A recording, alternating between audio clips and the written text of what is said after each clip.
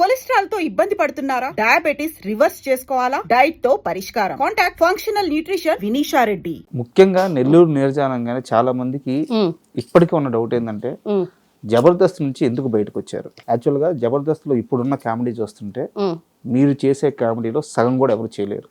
నేను ఓపెన్ గా స్టేట్మెంట్ ఇస్తున్నాను. మీ కామెడీలో అంత క్వాలిటీ ఉంటుంది, అంత ఫన్ ఉంటుంది. మీలాంటి వాళ్ళు అలాంటి ఒక మంచి ప్లాట్ఫామ్ మీద ఉండడానికి 100% అర్హత ఉంది. టీమ్ లీడర్గా కూడా ఎదిగారు. అలాంటి స్థాయి నుంచి అసలు పూర్తిగా బయటకు ఎందుకు వచ్చారు? ఏమండి, నాకు ఎక్కడ బాధ వేసిందంటే జబర్దస్త్లో 12 ఎపిసోడ్లు టీమ్ లీడర్ పిలిచారు, టీమ్ లీడర్గా అనౌన్స్ చేశారు. మా సుబ్బుగానికి నన్ను ఆమెకి నేమ్ ఒక బ్రాండ్ నేమ్ ఉందన్న, ఆమె పేరే పెడతామన్నా, నెల్లూరు నీరజ. సరే మా ఆయన పేరు నాకు మింగిల్ చేసి పెట్టమన్నా, వద్దన్నారు. సరే మా ఆయన నాకన్నా ముందు మా ఆయన చాలా రైటర్గాను మా టీం తీసుకురావడానికి చాలా బాగా కష్టపడ్డారు. ఆయన మొదటి నుంచి కష్టపడ్డ వ్యక్తి. ఆయన పేరు పెట్టమని అన్నా కూడా సరే నీ పేరే అని అన్నారు. సరే నా పేరే చేశారు, బాగానే ఉంది. అదంతా కూడా కాదు, ఒక 10 ఎపిసోడ్లు చేసిన తర్వాత ఒక మెంటల్ ప్రెజర్ ఇచ్చారండి. మెంటల్ ప్రెజర్ ఇచ్చారు. ఎట్లా అంటే ఇప్పుడున్న కొత్తదనం కావాలి, మీ రైటింగ్లో ఇది మనం హెల్దీ కామెడీ చేసేసరికి ఉంటుంది, బూత్ కామెడీ కొంచెం అన్న ఉంటుంది, అది లేకుండా జనాలు చూడరు. ఈ రోజుల్లో అంత అప్డేటెడ్ అయ్యారనమాట. కామెడీ అంటే బూత్ అన్న సెన్స్లో వెళ్ళిపోతున్నారు. ఇప్పుడు ఏంటి కామెడీ అంటే బూత్. చందేల గారు పక్కన పెడితే ప్రసాద్ బెహరా వీళ్ళందరూ ఇచ్చేదే. మా సుబ్బు గారు కూడా చాలా హెల్తీ రైటింగ్ రాస్తారు, కానీ ఆయన్ని కూడా మెల్ట్ చేసి బూత్ రాపిస్తారనమాట కొన్ని షోలు. అలా కూడా రాయించారు, జూలకటగా రాయించారు, అట్లనే జబర్దస్త్ కూడా రాయించారు అట్లాగే. కానీ ఇంకా మోర్గా కావాలి, ఇంకా మోర్గా కావాలి, ఇంకా మోర్గా కావాలి, మీరు ఇవ్వలేకపోతున్నారు అనేది కొన్ని మాటలు అన్నారన్నమాట డైరెక్టర్స్ అన్ని టీం కొంతమంది అన్నారు. మీరు ఇవ్వలేకపోతున్నారు, ఇంకా చేయాలి, ఇంకా చేయాలి, ఇంకా చేయాలంటే ఓహో మనం చేసేది ఏదో వీళ్ళకి సరిపోవట్లే. మనం మేము అప్పటికి ఒక షో దగ్గర జబర్దస్త్లో వచ్చేసరికి ఏంటంటే జబర్దస్త్లో లాక్ అయిన తర్వాత మిగతా షోలకి వెళ్ళటానికి ఉండదు, సీరియల్కి వెళ్ళటానికి ఉండదు, వెబ్ సిరీస్లకి వెళ్ళడానికి. ఎందుకంటే నెలలో ఒక 4 రోజులు 5 రోజులే కదా అంటారు. షూట్ 5 రోజులు 4 రోజులేనండి నెలకి. కానీ దానికి బడే స్ట్రగుల్ ఉంటుంది చూసారా. ఒకసారి రైటర్లు తీసుకెళ్ళాలి, ఒకసారి రిహార్సల్కి వెళ్ళాలి, దాని ఒకసారి అవన్నీ వినిపించడానికి ఎన్ని స్టోరీలు ఉంటాయి, అన్ని స్టోరీలు డిస్కషన్స్కి అంటారు.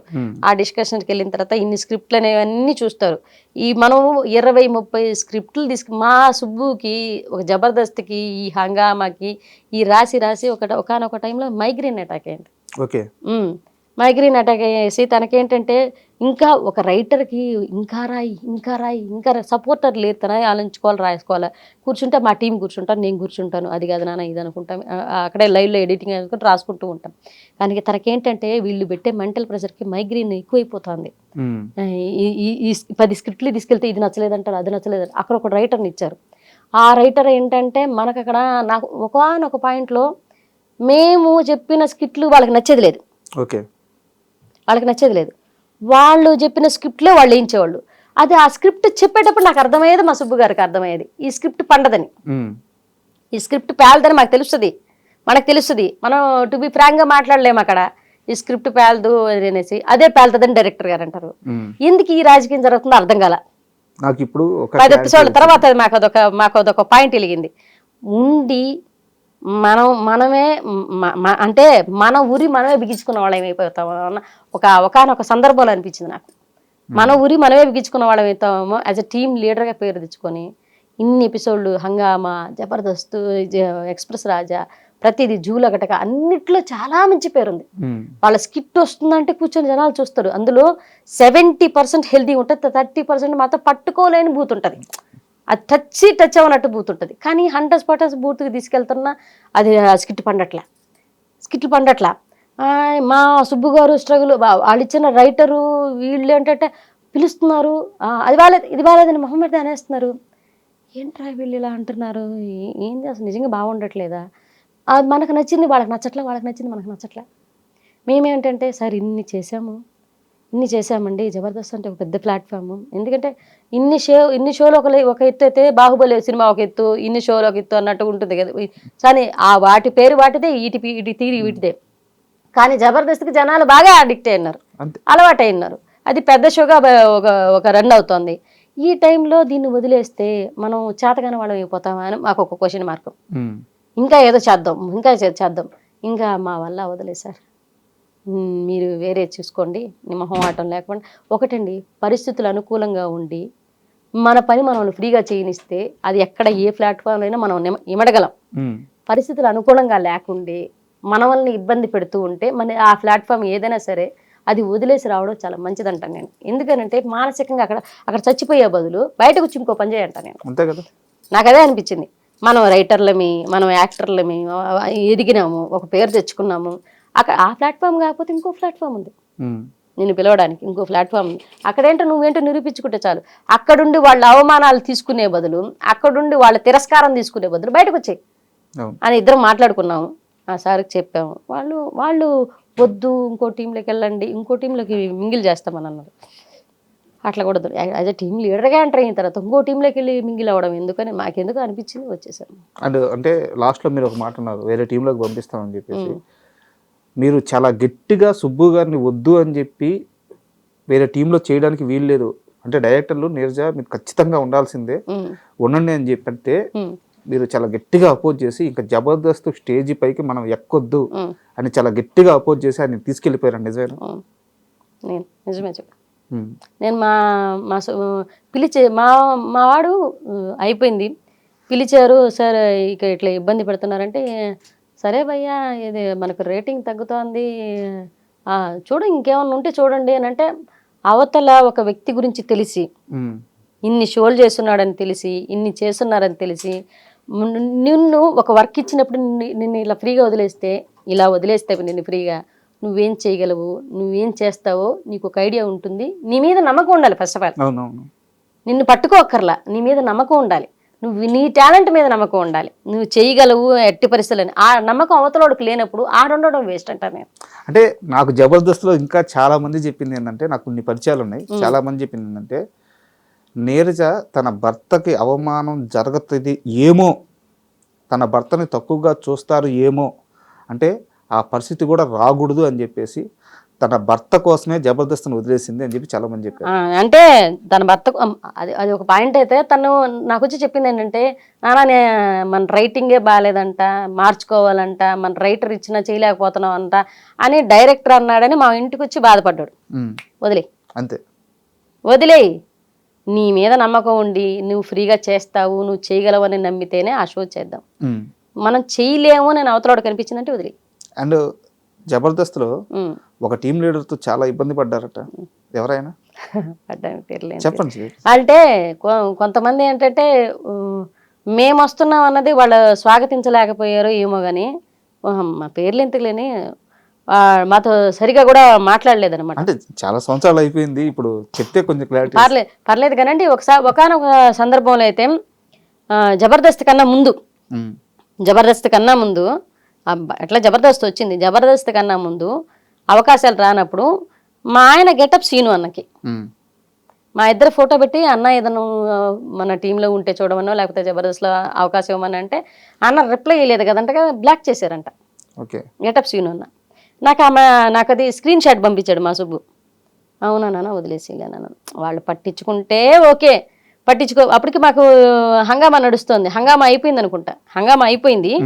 ఆ తర్వాత అవకాశం కోసం అనేసి సీను అన్న, నేను నీరజ సుబ్రహ్మణ్యం అన్న, ఆయన నీరజ సుబ్రహ్మణ్యం మాట్లాడతారు, నీరజ సుబ్రహ్మణ్యం అన్న ఎక్కడన్నా అవకాశం ఉంటే చూడండి అన్న, ఏదన్నా ఉంటే చెప్పండి అన్న అని అంటే ఆయన పట్టించుకోలేదు.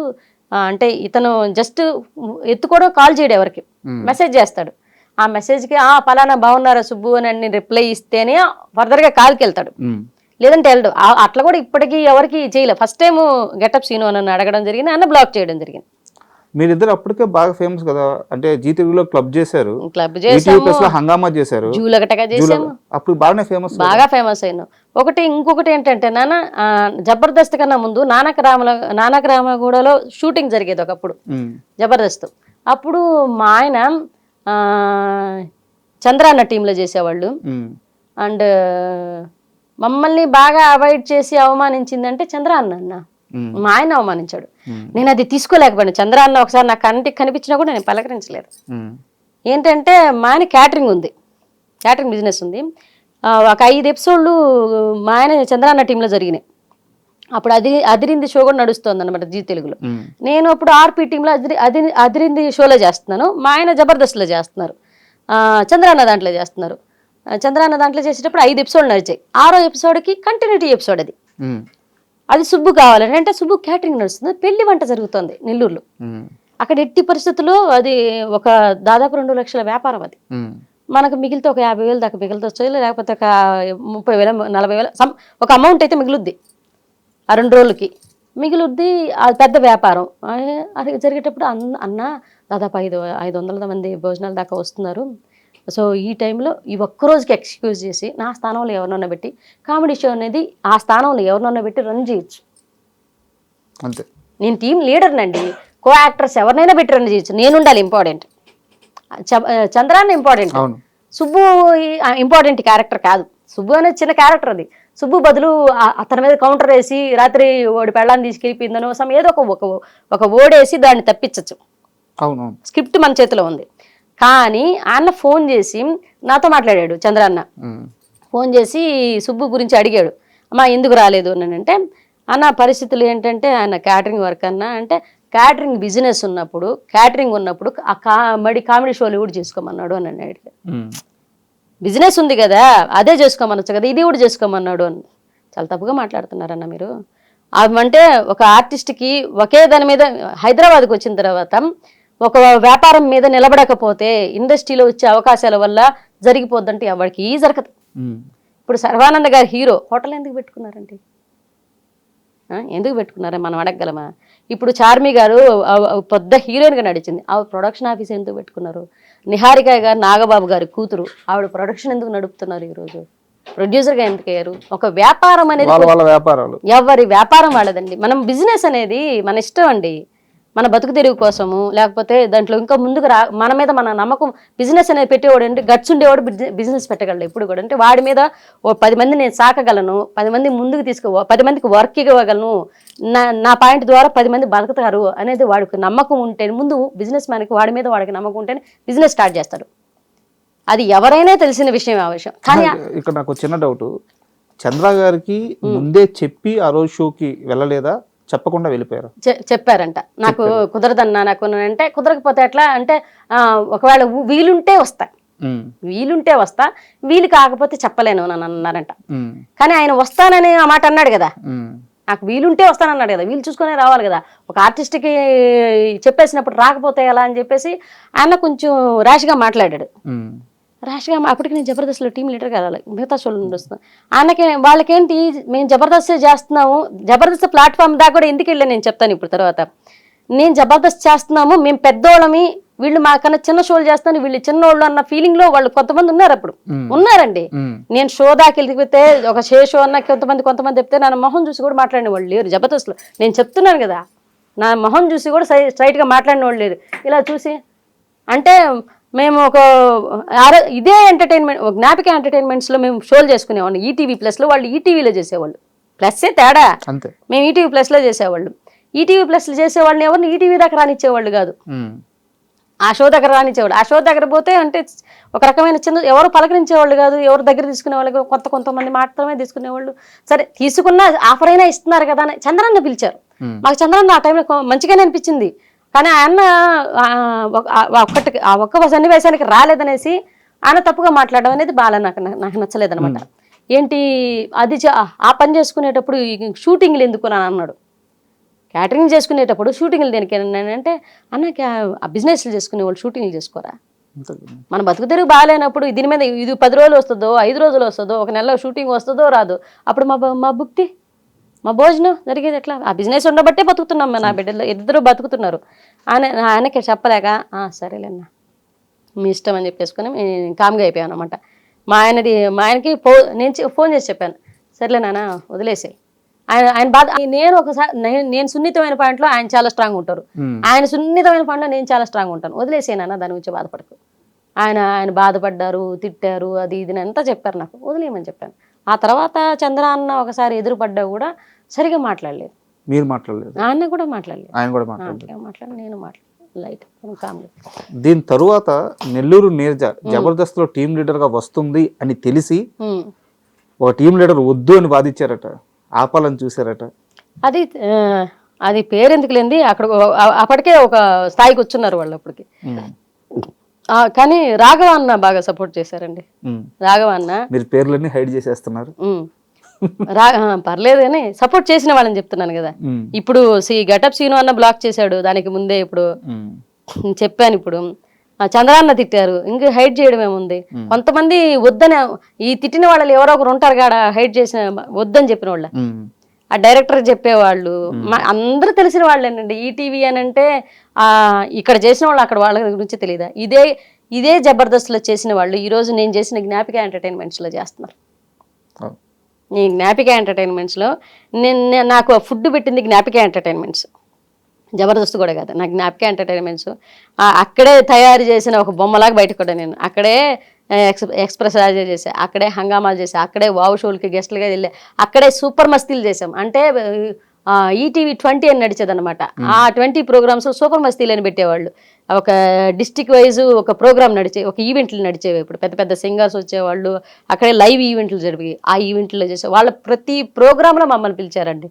వాళ్ళు ప్రతి 5 సంవత్సరాలు జ్ఞాపిక ఎంటర్టైన్మెంట్స్ మమ్మల్ని పిలిచి ప్రోగ్రాంలు ఇచ్చి ఒక స్థాయికి తీసుకొచ్చింది వాళ్ళే. ఒక ఫుడ్ పెట్టింది వాళ్ళు 5 సంవత్సరాలు. వాళ్ళ దయ వల్ల ఈరోజు ఇండస్ట్రీ దాకా వచ్చాను నేను. నాకు జీ తెలుగు కామెడీ క్లబ్ తర్వాత ఒక ఆఫర్ ఇచ్చి నిలబెట్టింది మాత్రం జ్ఞాపిక ఎంటర్టైన్మెంట్స్. ఆ జ్ఞాపిక ఎంటర్టైన్మెంట్స్ ఉంటున్నామని చెప్పేసి నేను అప్పుడు ప్రవీణ మ్యామ్తో కూడా అన్నాను, నేను ఇక్కడ ఉంటున్నామని అక్కడ వాళ్ళు ఎవరు మాట్లాడట్లేదమ్మా, అక్కడికి పోయినా రిసీవ్ సరిగా చేసుకోవట్లేదు, అప్పుడప్పుడు పోయినా రిసీవ్ చేసుకోవట్లేదని. వన్స్ అక్కడ ఆర్టిస్టులు అందరినీ ఇప్పుడు ఈరోజు ఈవిడ ఫ్యామిలీ స్టార్స్ యాంకర్స్గా చేస్తున్నారు. ఫ్యామిలీ స్టార్ మొత్తం అందరిని తీసుకొచ్చి చేస్తున్నారు. ఇక్కడ జబర్దస్త్కి వచ్చిన తర్వాత రాఘవ గారు ఏం సపోర్ట్ చేశారు ఇందాక చెప్తున్నారు. రాఘవ అన్న ఏమన్నారు, ఎన్నోసార్లు నాకు చెప్పిన పెద్ద కాంప్లిమెంట్ ఏంటంటే, అరే మీ స్కిట్లు చూసి చాలా స్కిట్లు నేను చేశాను రా, మీ స్కిట్లు హంగామాలు వస్తాయి, వాటికి మార్పులు చేర్పులు చేసి నేను కొన్ని స్కిట్లు మాయాజాలం చేశాను ఇక్కడ అంటే. థ్యాంక్ యూ అన్న, thank you so much. Line అంటే సంవత్సరాల తరబడి కామెడీ షో చేసేటప్పుడు ఒక్కొక్కసారి లైన్స్ దొరకవండి. ఒక టీం లీడర్గా చెప్తున్నాను నేను, లైన్స్ దొరకవు.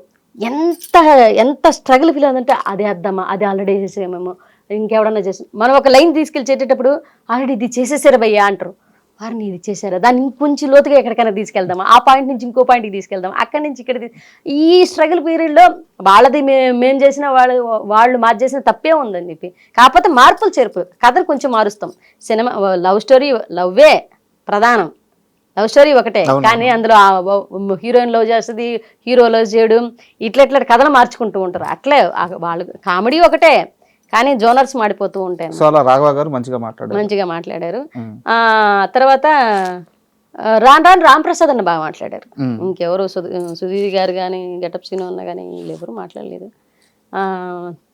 రాఘవ అన్న బాగా మాట్లాడారు. రాఘవన్న బాగా మాట్లాడారు, మిగతా వాళ్ళు అంత తక్కువ. అండ్ మీ చాలా స్కిట్స్ లో నరేష్ చాలా ఎక్కువ చేశాడు. రీసెంట్ గా వాళ్ళు ఇచ్చారు, నరేష్ వాళ్ళే ఇచ్చారు. రీసెంట్ గా భాస్కర్ గారు ఒక ఇంటర్వ్యూకి వచ్చి, అంటే ఆయన సరదాగానే చెప్పారు, బట్ దాంట్లో కొంత నిజం ఉందని ఆయనే చెప్పారు. నరేష్ చాలా కమర్షియల్, అతను డబ్బు అంటే డబ్బే, రూపాయి అంటే రూపాయి, 100 అంటే 100, చాలా గట్టిగా ఉంటాడు అని చెప్పారు. నరేష్ తో మీకు ఎలాంటి అనుభవాలు ఉన్నాయి? నరేష్ నాతో అక్క అని బాగా మాట్లాడతారండి. అక్కని కానీ ఒకసారి నలుగురు ఎవరు లేనప్పుడు అక్క అని బాగున్నారా అంటారు, నలుగురు ఉన్నప్పుడు మేడం అని పిలుస్తారు. అంత వద్దులే నరేష్ కూర్చోంటాను, బాగానే మాట్లాడుకుంటాను. కానీ మా టీంకి వచ్చేసరికి వాళ్ళే ఇచ్చారు కాబట్టి పేమెంట్ వాళ్ళే ఇచ్చుకున్నారు. నాకు పేమెంట్ దగ్గర ఎక్కడ అబ్బాయి నాకు పేమెంట్ గురించి తెలిస్తే కదా ఇట్లా ఇబ్బంది పెడుతున్నారు చేస్తున్నారని ఛానల్ నుంచి వాళ్ళే ఇచ్చారు. నేనేమంటాను, మా సుబ్బు గారు నేను మా జోనర్ వదలండి సార్, నేను కొన్ని పెట్టానండి అక్కడ, మా జోనర్ వదలండి, మా సీను అన్న, నేను, మా సుబ్బు గారు, మేము ముగ్గురు కలిసి ఇంకొక ఇద్దరిని కలుపుకొని ఒక టీం లాగా చేస్తాము, మాది ఇదే కదా అన్నాడు. మా సీను అన్న అవాయిడ్ చేశారు. ఫస్ట్ ఆఫ్ ఆల్ నరేష్ని ఇచ్చారు, సరే రన్ అవుతున్నాం. ఆ నరేష్ అదే కాంబినేషన్ మా సుబ్బు గారిని కూడా అవాయిడ్ చేసుకుంటూ వచ్చారు. ఆయన చిన్న క్యారెక్టర్లకి అట్లా వాళ్ళు ఎందుకు ఇలా చేస్తున్నారు నాకు అర్థమయ్యేది అనమాట. నాకెక్కడో వీళ్ళు కావాలని నన్ను తొక్కేస్తున్నారేమో మా టీంని రానికుండా అనేది ఎక్కడో నాకు కొంచెం తేడా కనిపించింది. నేను ఆలోచించే విధానంలో ఒకవేళ పొరపాటు ఉందేమో మరి నాకు అట్లా అనిపించింది. ఓహో, నా టీంని నేను అప్పటిదాకా మేము నడిచిన టీం నాదని కాదు, వాళ్ళ టీంలో నేనున్నాను అనుకున్నాను. మా సుబ్బు గారు, మా సీన్ అన్న వాళ్ళ టీంలో నేనున్నాను అనుకున్నాను. నాతో వచ్చిన వాళ్ళతో నన్ను కానివ్వకుండా మా వాళ్ళందరిని అవాయిడ్ చేసి నన్ను ఒక్కదాన్నే తీసుకొచ్చారు. నేను ఒకదాన్నే కాదు, వాళ్ళు ఇద్దరు లేకపోతే నేను లేను అసలు. వాళ్ళిద్దరు సీను అన్న సుబ్బు వీళ్ళిద్దరు ఉండడం వల్లే మా టీం అంటే ఒక గెటప్ సీను అన్న అండ్ సుధీరు రామ్ ప్రసాద్ అన్న వీళ్ళు ఎలా ఒక టీమ్గా ముగ్గురు ఉంటే ఎలా పర్ఫామ్ చేస్తారో మేము ముగ్గురు ఉంటే అలా పర్ఫామ్ చేస్తాం. ఒక ఫ్లో ఉంటుంది. నాకు అది తెలుసు, మా ఆయనకి ఆ విషయం తెలుసు, సీను అన్న కూడా తెలుసు. కానీ నా టీంలో నుంచి ఒక్కొక్కరిని అవాయిడ్ చేస్తూ ఉండేసరికి ఎందుకు ఇలా అవాయిడ్ చేస్తున్నారు, కావాలని అవాయిడ్ చేస్తున్నారని నాకు ఎక్కడో బాధ అనిపించింది. కావాలని అవాయిడ్ చేస్తూ మేము చేయగలిగిన దాన్ని వాళ్ళకి నేర్పించాలండి, ఎన్నూరు యాస నేర్పించాలి. వాళ్ళకి మనం ఇచ్చిన స్కిట్ నచ్చుకుంది బాగాలేదని వేస్తున్నారు, వెళ్ళిపోమంటున్నారు. నాకు ఎక్కడో రాజకీయం జరుగుతున్న భావన కలిగింది. సో అక్కడతో అంతా క్లోజ్. ఎంత ఇచ్చారు జబర్దస్త్లో మీకు పేమెంట్? ఫర్ ఎపిసోడ్ 50,000 40,000 అండి మొత్తం మీ టీం మొత్తానికి కలిపి. రైటర్ కూడా మేము వేయించుకోవాలి. రైటర్ అమౌంట్ మందే ఉంటుంది. తర్వాత రైటర్కి 10,000 తీసుకుంటారండి ఒక రైటర్. ఓకే, వాళ్ళు ఇస్తారా రైటర్? లేదు, మనం వేయించుకోవాలి. రైటర్కి మనం ఇచ్చిన తర్వాత సుబ్బు గారికి నాకు ఇంకా కో యాక్టర్ నడుస్తారు. వాళ్ళకి నరేష్ కాకుండా మిగతా కో యాక్టర్స్ ఉంటారు, వాళ్ళకి కూడా మనం వేయించుకోవాలి. 3-4 ఉంటారు. ఎంత మిగిలేదు? ఎంత చాలా తక్కువ మిగిలేదండి, 5,000 6,000 అట్లా మిగిలేదు అన్ని పోంగా. అందుకనే వద్దనుకునేసాము. ఫస్ట్ ఆఫ్ ఆల్ ఆర్థికంగా కూడా అది సపోర్ట్ అవ్వట్లేదు. పైగా వాళ్ళకేదో మనం నచ్చట్లేదు. పైగా అంటే రాను ఎందుకో వాళ్ళ రిసీవ్మెంట్ మారిపోతూ వస్తుంది. ఫస్ట్ బాగానే రిసీవ్ చేసుకున్నారు, బాగా మాట్లాడారు. తర్వాత మాతో మాట్లాడడం తగ్గిపోయింది, ఏదో బాగాలేదు అనడం ఎక్కువైపోయింది. ఎందుకో మనం వీళ్ళకి నచ్చట్లేదు అనేసి మేమే బయటకు వచ్చేసి మేమే చేయలేకపోతున్నాం సార్ అని చెప్పేసి తర్వాత పిలిచారు నన్ను.